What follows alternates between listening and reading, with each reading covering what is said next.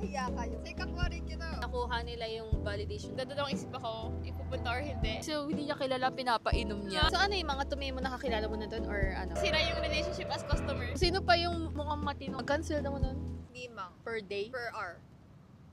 What the fuck?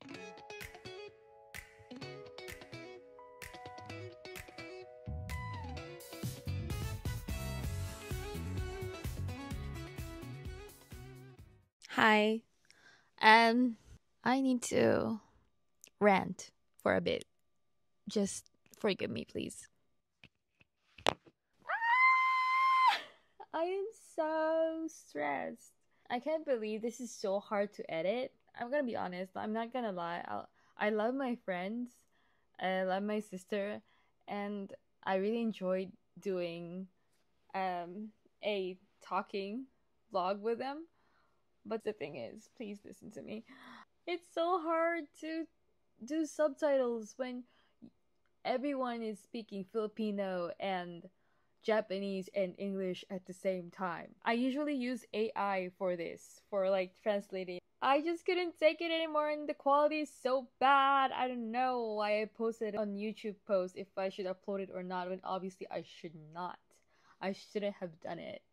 And like, I'm almost done with editing the video, even if it's like low quality, because obviously my camera was not in focus. So in order for you guys to understand what we're talking about, I had to edit everything, add all the subtitles in English, in Japanese, when we're speaking Tagalog, and even, I bet even if we speak in Tagalog, not everyone who understands Tagalog would understand what we're saying, because in between we say Japanese words. Oh my god! Is it just me? I think this is the thing that I was scared of the most. How would people understand me if I speak 3 languages in one sentence?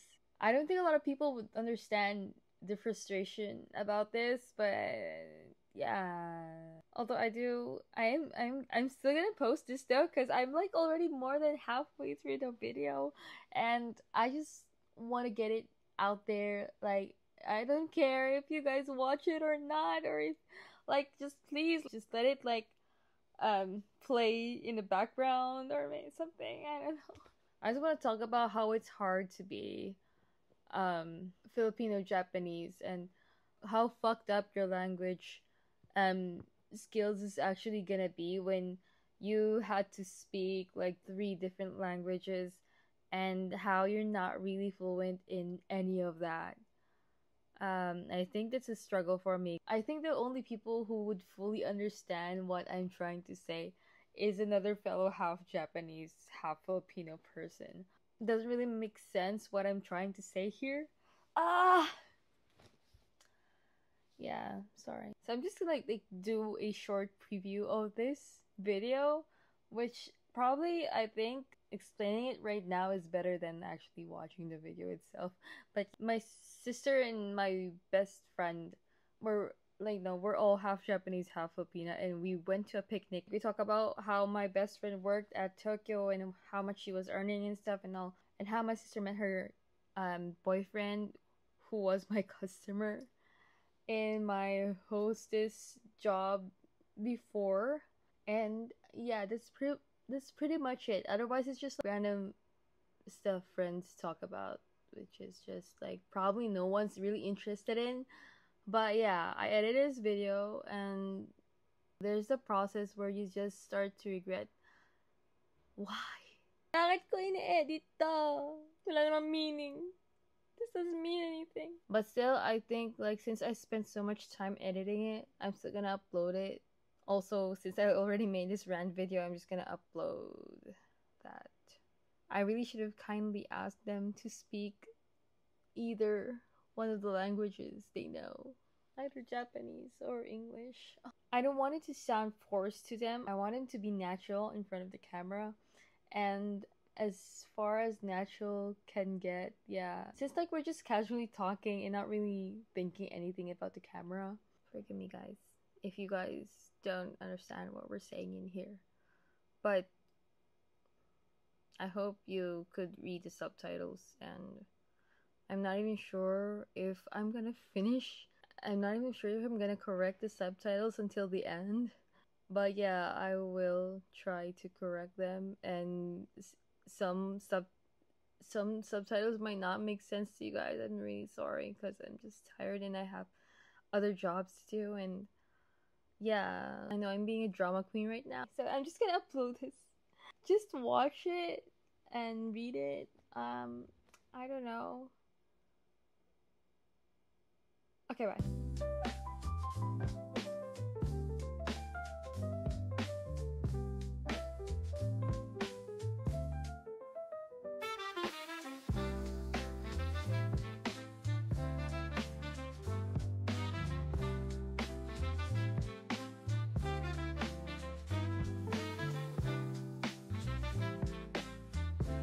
Uy, okay lang ba yung bangs?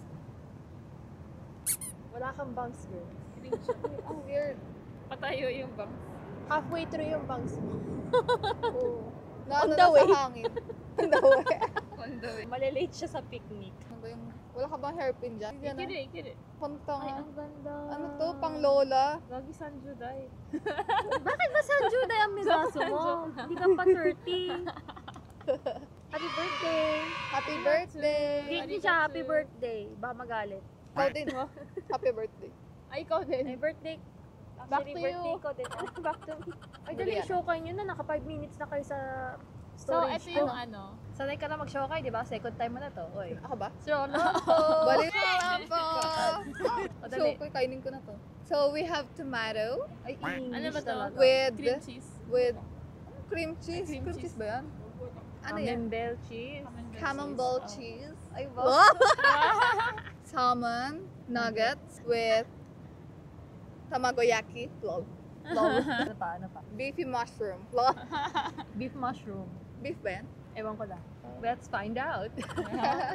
Ito na naman to. Ano ba to? Ano sa tingin niyo?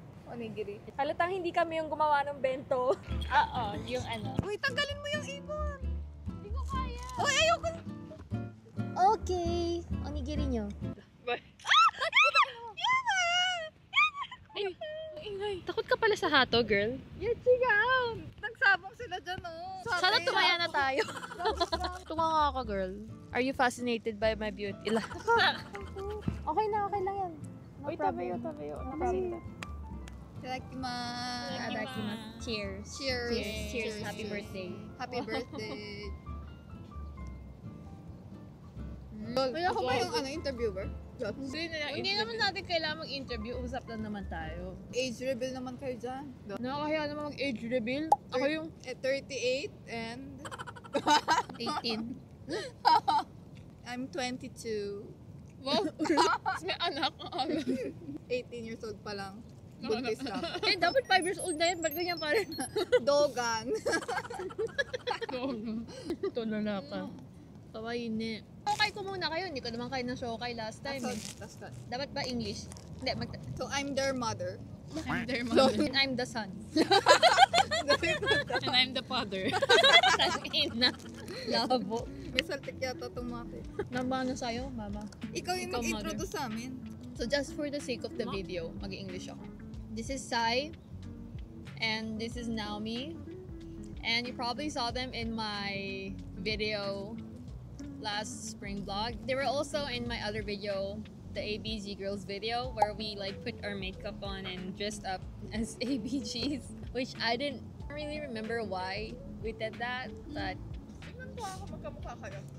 hindi ang bilis mo na mag-deny, nakaka-hurt. Ewan ko, nag-gets ko yung sinasabi ng mga coworker natin na magkamukha ka. Anong tingin nyo? Magkamukha ba kami?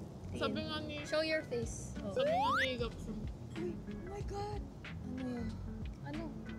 Hindi ka Oh my God, malapit, my God. Pusak na. May Malapit karas sa naman atin, ang ano? kita. Hayaan mo siya, hayaan mo siya. Kumain ka na, baka makawaan tayo ng kaso. Hindi yan, hindi yan. Takot ako. Ba't ka kayo takot? Di ba nanga-attack yan? Bakit tumitingin na siya dito? Oh my God. Gusto ko na mga pagkain. Basket na kayo ka na. Please, pumasok na tayo sa building. Please, ayaw ka na. Kaya ka cover mo to. Mamaya na lang. Natatakot talaga ako, promise. Wala na, oy. Ay, wala na. Umalis na. Di ba nakakuha na pagkain yan? Nangunguha kung vulnerable kayo. Tapang-tapangan kayo. Kaya hindi yan lalapit. Tingin ko lang. Gut feeling. Ang dami kong natutunan sa'yo. Takot ka pala sa ibon. Ako dun, recent lang. Hindi ako takot sa ibon. Natatakot ako sa lumalapit na ibon na ganyan. Yung ganyan, no? Uy, kuya, mabait naman eh. Nakakahiya kayo. Ayoko Ikaw- na, mag-pass na ako. Ikaw yung nakakahiya. Uy, nakakatakot naman yung ibon. Di nyo ba nakita yung ibon? Tumingin na sa atin yung ano, yung sa kaliwa, yung sa kanan mo. Hindi nyo ba nakita na parang pasagot? Hindi. Hindi, actually thanks to you dahil sumisigaw-sigaw ka, siguro iniwasan na tayo. Hindi ah. Nandyan lang yun, nakaabang. Hindi na yun pupunta kasi narinig ka sumigaw. Kain ka na, girl. Habang tahimik pa. Kaya na. Takot ako eh. Wala na. Oh. Wala nga, girl. Alam mo ba, nag-start ako natakot sa ibon Dito nung ka umupo, wala nung namang nagkwento ka? pinagkaiba. Ah, so recent? Ano kwento? 21 years old ako nung nagkwento siya sa akin. Na may hawak siyang ice cream daw, tapos kinuha ng ibon. Tapos Hindi ako may hawak ng ice cream. Yung kwento, girl, nandun ako sa Ohori Park, tapos may kasama akong friend, bumili kami ng sandwich. Tapos nasa bench kami. Tapos, nung bala ko nang kainin yung sandwich ko, dumaan yung karaso dito. Oh. Tapos kinuha yung sandwich ko. Tapos pagkukuha niya, nilaglag lang niya sa lake. Kasi may lake doon, di ba? Tapos, bumalik siya. Doon ko na-imagine na, ganun pala yung mga ibon. May chance pala na hawak mo yung pagkain, tapos kukunin nila, lalapit sa'yo. Natakot Nilaan. ako. Hindi naman lahat, wag mo i-judge. Tapos parang napapanaginipan ko na yung mga ganung bagay. Nananaginip ka? Oo. Kinento ko yan kay kay ex. Ang cute to, nagdododo. Oh, Alam niyo na kung sinong ex, di ba? yung baliw. Ano ba? Ano? Yung baliw na ex? Hindi ako nagsabi nun. Pinento sa kanya yon habang naglalakad kami sa same location sa Ohori. Tapos alam mo sabi niya, wag kang mag-alala, poprotektahan ka. Tapos habang sinasabi yan, kumakain siya na muna ako ice cream. Tapos habang sinasabi niya yon, may dumaan na karaso ulit, kinuha yung ice cream niya. Tapos alam mo reaction niya, Dol. sumigaw, salita ka lang. Grabe yung timing na yun. Hindi pa kami nun eh. Kaya, Talaga? kaya nagpapakita ng gilas. Tail. Pero ang tagal nyo rin ah. Si ano? Yung baliw. Before? Yeah.